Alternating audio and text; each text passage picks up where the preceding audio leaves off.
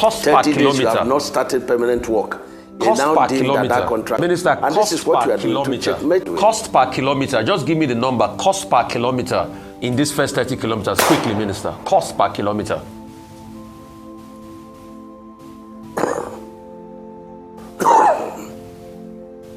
Well, Senator Umahi, I will go ahead with my question. Cost per kilometer, that can be communicated elsewhere, outside morning show.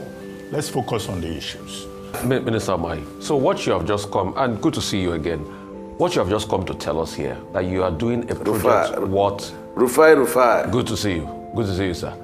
What you have just come to tell us here is that you are doing a project worth trillions without transparency and an open bidding process that gives everybody the chance.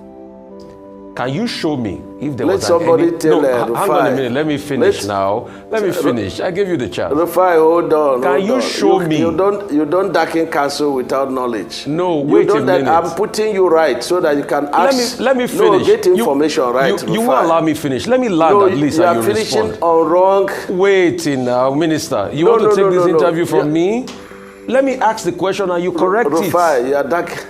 Let me ask the question and you correct it. Please, let me speak, Minister. Yes, my people, as the hot, you don't have to know. Rufai versus Abati.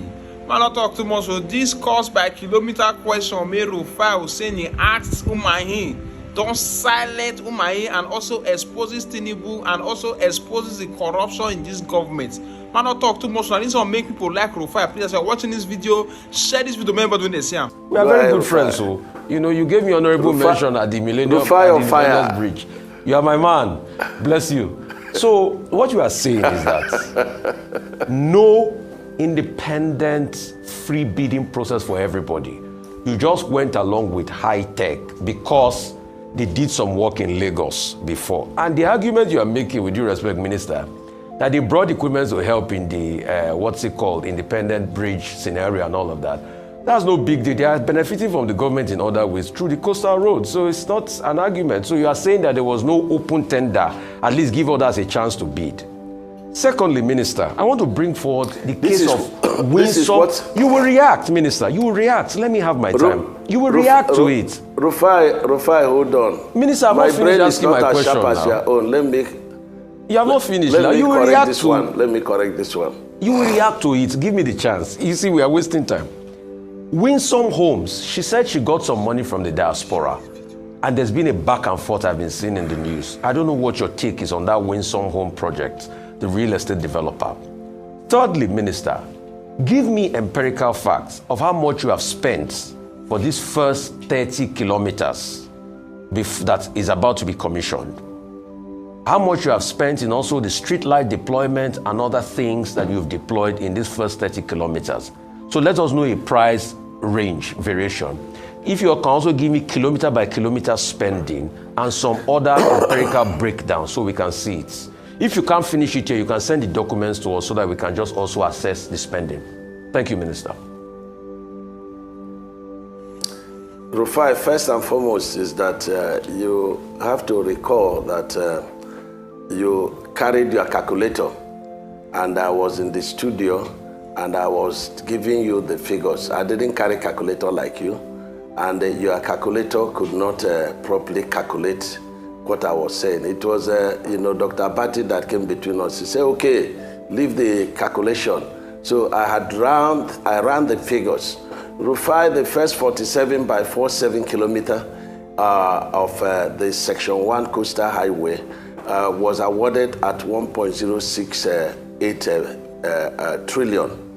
And we have 30% component of the federal government counterpart funding and 70% loan component.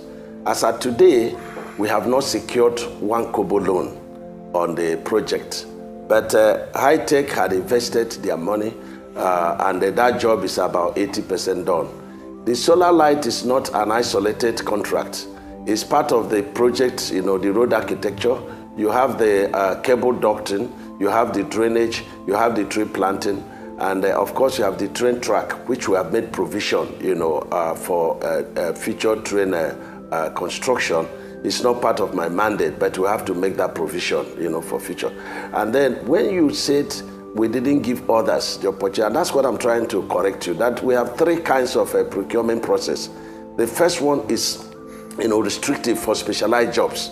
And when we use, that specialized procurement process for sections 1 and 2, for section 3A and 3B, Sokoto Badagry, the Trans-Sahara route, it became selective tendering.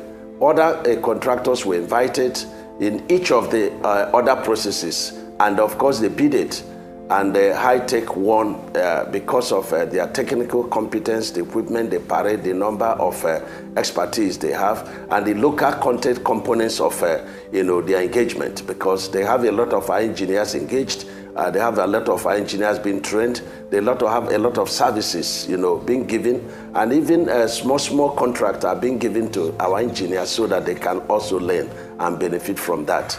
And so when you talk about how much have we spent on Section 1, we've paid 30% of the cost I told you.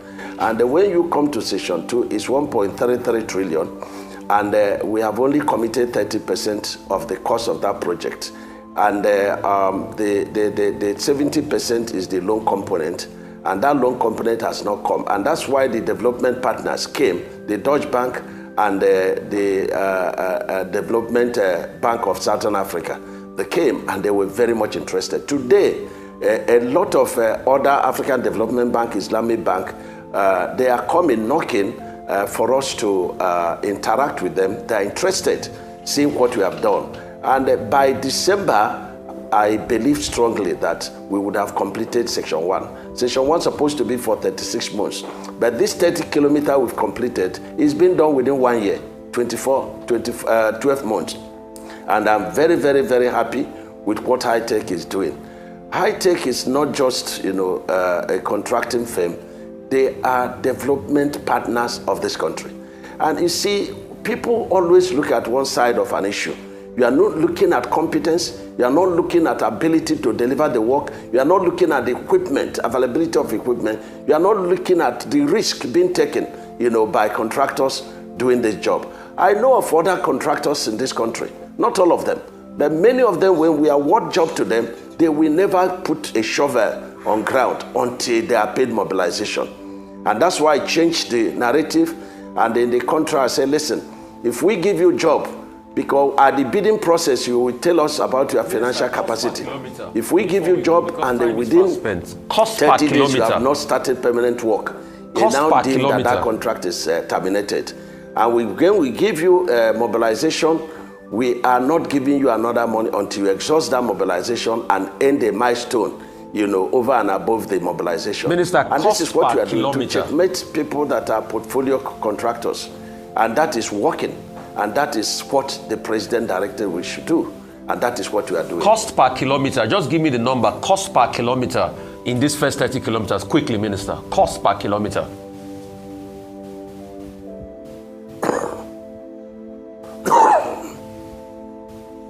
Well, Senator Umahi, I will go ahead with my question. Cost per kilometer, that can be communicated elsewhere, outside morning show. Let's focus on the issues.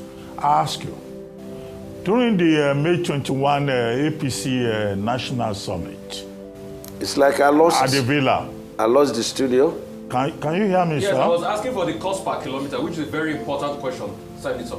Very important question. Cost per kilometer. That's accountability of the people. If you can give us the cost per kilometer we'll question. Take a short break. Rufai was asking you, what is the cost per kilometer of these roads? And he insists that you should answer that question. So, because it has to do with accountability.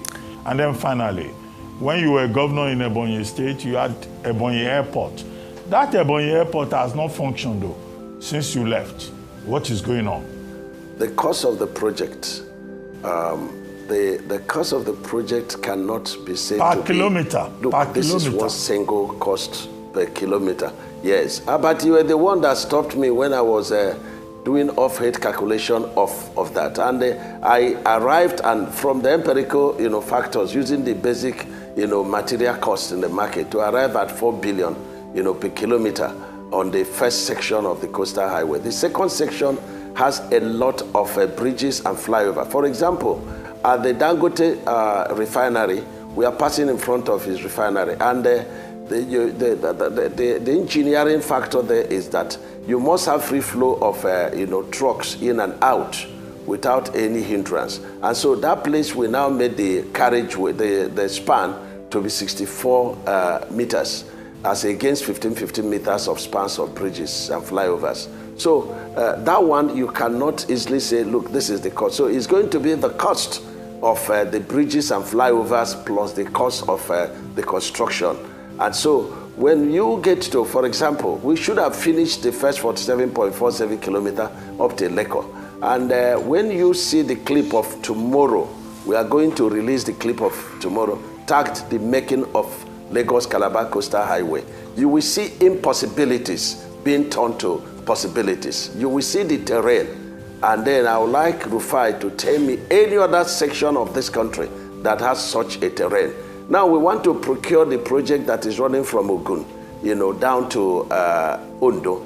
And we discovered that 40 kilometers at the Ondo axis has pit that is going up to 20 meters deep. And then we had to stop.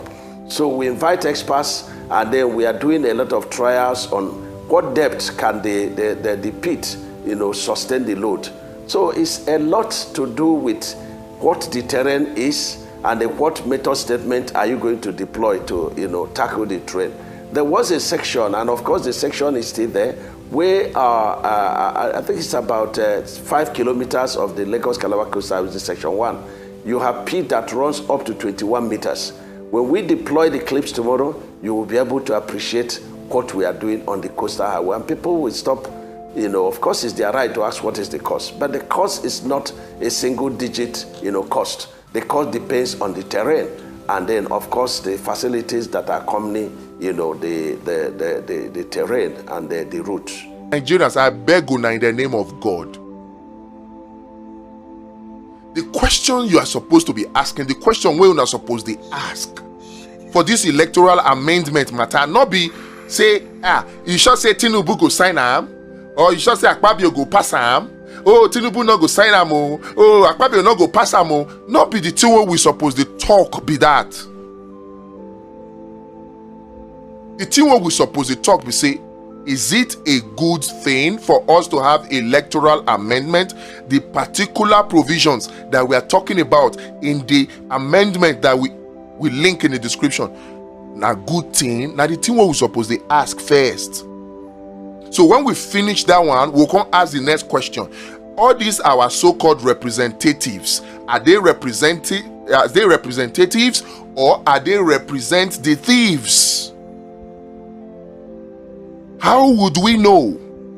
If your senator, your House of Rep member, not collect this bill, present them, make them pass them, then you go know say that your senator or your House of Rep member, he not be representative, he not represent the thieves. And if this is the case, question for you, is it right for such people to return to the National Assembly? Is it? So this is an opportunity. It is a golden opportunity, a litmus test for your representative. Make una they ask the right question. Not allow them fool you, deceive you, say, oh, Tinubu now go sign up. Tinubu is not bigger than the law. Forget all this talk, say, oh, animal kingdom, all animals are equal, or some are more equal than the other. Yes. But they need something to stand behind. If they not get that thing, then they become anarchists. And they